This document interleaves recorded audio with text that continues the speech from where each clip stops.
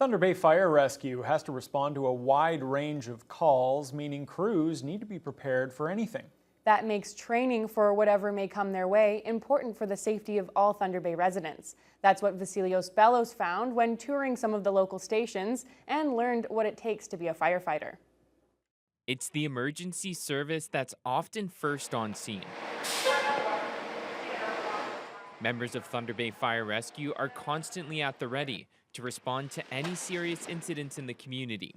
TBT News was provided an opportunity to tour a few of the 8 stations in the city, which is a home away from home for firefighters when on shift. It's hard to expect what you're going to run into.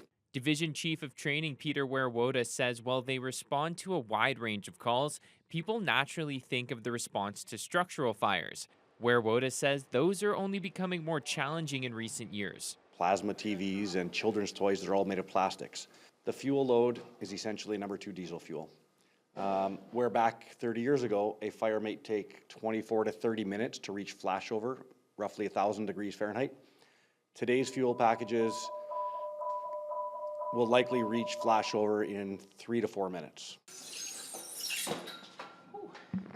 Now, members of Thunder Bay Fire Rescue have to be able to spring into action quickly to respond to a wide variety of calls which have expanded over the past few years. Everything from medical calls to auto accidents, auto extrication calls, obviously fires, automatic alarms, high-rise fires, but also rescue calls.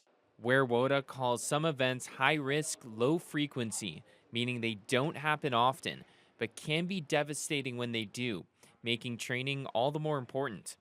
As a result, being able to respond in just a few minutes could be life-saving.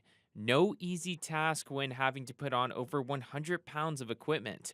The high number of calls can be an adjustment for newer recruits, including Andrew Isidori, who's only been with Thunder Bay Fire Rescue since March after working in a rural setting. Here, being in the city, there's a lot more high-rises, things that I wasn't really familiar with back down where I'm from. So there's definitely a lot more calls with that regard with being in the city like that. Definitely helps to have that relationship with the people that I'm working with here, knowing that we'll always be able to kind of have each other's back.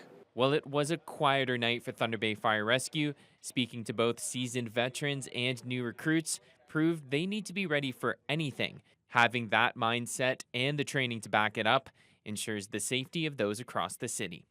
Vasilios Bellos, TBT News.